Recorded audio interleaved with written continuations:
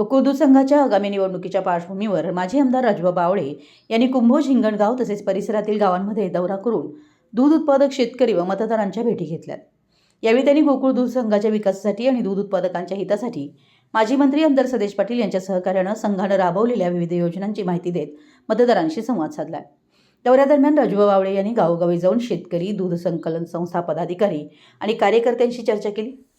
दूध उत्पादकांना अधिक चांगला दर, आधुनिक सुविधा आणि संघाच्या माध्यमातून ग्रामीण अर्थव्यवस्थेला बळकटी देण्याच्या उद्देशाने गोकुळ दूध संघ कार्यरत असल्याचं त्यांनी सांगितलं।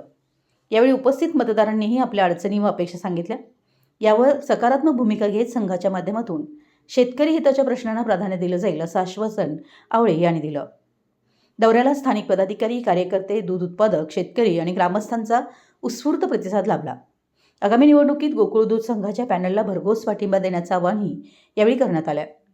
या प्रचार भेटीमुळे कुंभोज हिंगणगाव परिसरातील मतदारांमध्ये उत्साहाचं वातावरण निर्माण झालं असून गोकुळ दूध संघाच्या निवडणुकीची रंगत दिवसेंदिवस वाढते। यावेळी युवा नेते किरण माळी, काँग्रेसचे हातकणंगले तालुका अध्यक्ष भगवान जाधव, वडगाव बाजार समितीचे माजी संचालक सचिन कोळी, सचिन पुजारी, मिलिंद गडकरी, हिंगणगावचे माजी उपसरपंच स्वप्नील पाटील उपस्थित होते।